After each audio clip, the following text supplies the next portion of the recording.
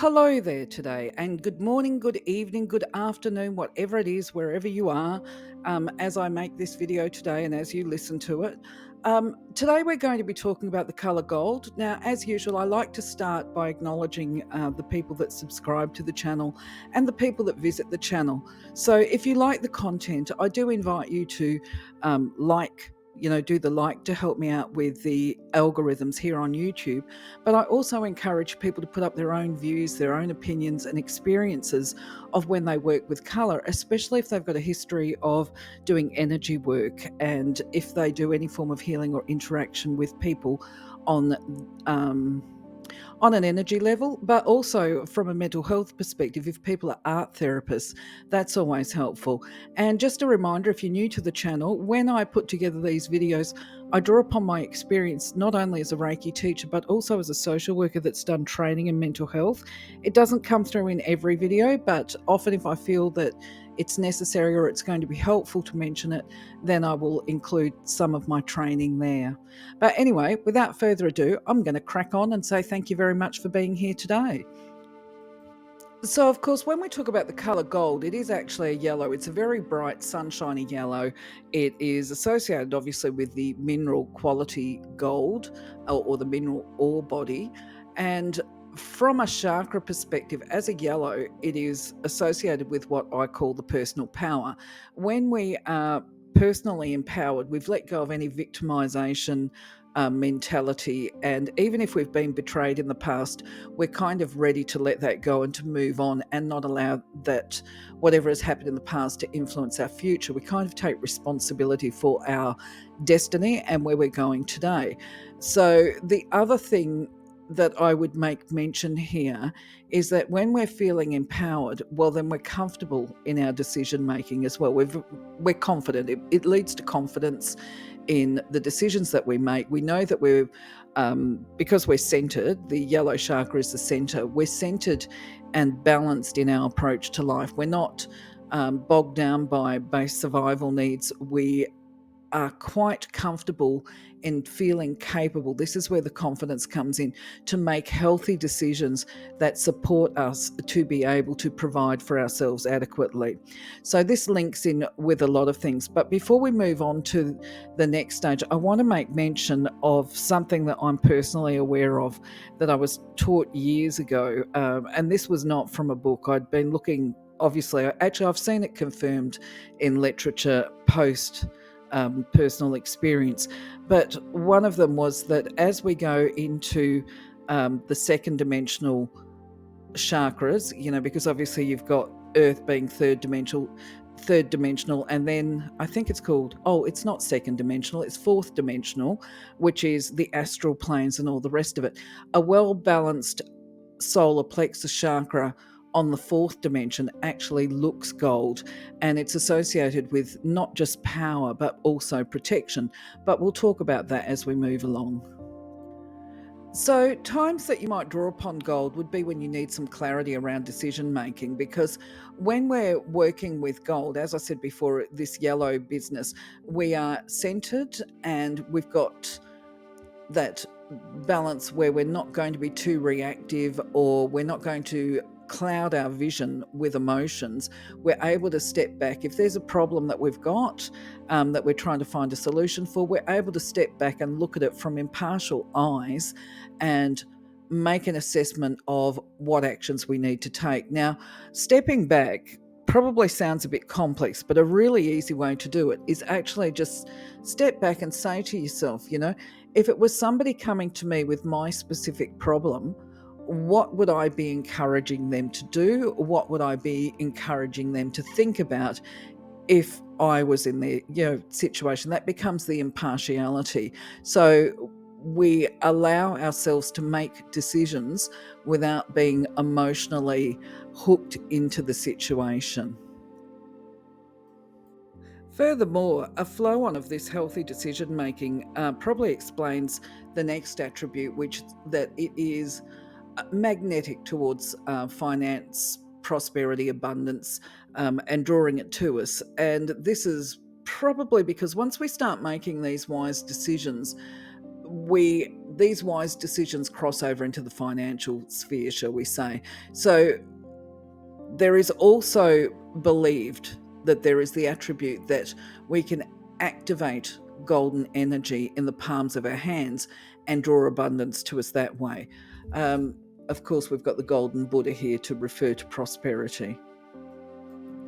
The other attribute of the color gold is that, and one of the attributes actually of the solar plexus chakra is this business of, if I can speak, wrap my lips around it.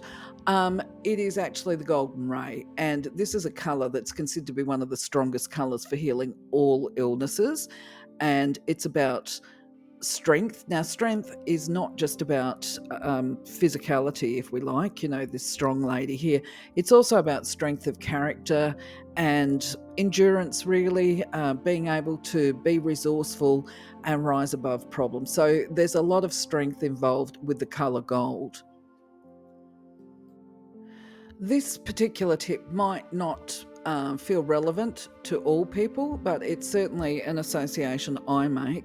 The colour gold is associated also with angels or celestial beings, or some people call them light beings. Quite often when they manifest, they will have a golden aura, and they are referred to as the golden light angels. Now, the other thing that many people, some will know, some won't know, okay, is when we are attempting to connect with the celestial beings and to raise our vibration, well, more than that, I'll just pull it back. When we're attempting to connect with the light beings, the vibration of their aura runs so high that if we were to directly connect with them, I suppose, I'm trying to think of a metaphor or do some imagery here. So let's say that the vibration of their aura was so light, it was like the sun. It's hot, it's warm, and it's fast, and obviously it's loving. But we on the earth plane, our aura is not so bright, okay?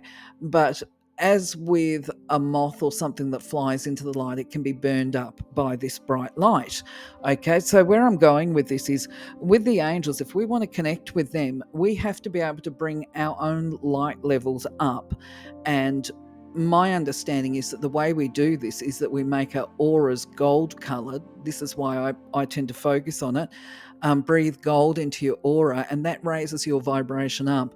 And then the angels lower their vibration. It is actually possible to connect with them on the earth plane. Okay, so that's just a little bit my understanding, my belief. You may feel differently, and I welcome your comments and feedback here. So from a mental health perspective, if I had a client, depending on the context, of course, and if this client was really drawn to the colour gold, I'd simply be asking them what they feel lies behind their being attracted to that colour. Do they feel a bit broke financially, as in a bit POV? Do they have a POV mentality? Or are they struggling to overcome some kind of betrayal? Are they feeling just generally broken or heartbroken? I do know that some of the people that I've worked with historically who've been drawn to the colour gold, it wasn't just gold they were drawn to a number of the metallic colours, and they'd had some fairly unpleasant experiences during their childhood. And I think if I was to unpack that I kind of align it with, well, metals are cool, silver, gold, copper, bronze, or whatever. They're quite cool to the touch. So I would be asking the person if they feel the need to calm and cool their emotions, if there's some kind of internal turbulence that's going on for them. It might even prompt me to ask questions about their relationships, and not only their relationships with other people, but their relationships with being a powerful person. Do they fear being powerful? Are they a leader, or do they fear being a leader? I think these are very interesting questions that we could prompt with our clients, or something that we could even ask ourselves. So the activity for the colour gold is actually going to be one to activate those energy palms in your hand so that you can attract and draw financial abundance and prosperity to you. Because I figure that, nobody's going to say no to that, are they? That's something that everybody's open to. Now, what you would do to do this, of course, is you always create that space where you're going to be undisturbed. Place a golden coin, if you can access one, in each of your palms, and allow your sense of self to really focus on the abundance that you hold within. Um, Close your eyes and then bless the coins, and see in your mind's eye that these individual coins start to multiply and turn into an abundance. Then, as you're doing this and as it starts to, your hands start to fill up, you then activate the golden energy in the center of your palms by sending golden light through to your hands. And you will know when your hands begin to tingle that you're now carrying the Midas touch. I would also take it a little bit further and potentially push the golden light out of the solar plexus chakra and into my hands as well. And of course, giving gratitude through this process. There is an affirmation to focus the intent, which I've got here on the screen. Divine Spirit, I now invoke the well of my abundance centered in my heart, attracts continuous blessings in my life. Thanks be. As I say, always ending gratitude, sincere gratitude. So another short video today. That's it for today. That's about all I can give you on this one. If you've got any questions, write them below. If I can add to it, I will add to it in the yarning video on Sunday. In the meantime, thank you for being here. Have a wonderful day, wonderful week. Stay blessed. Bye-bye for now.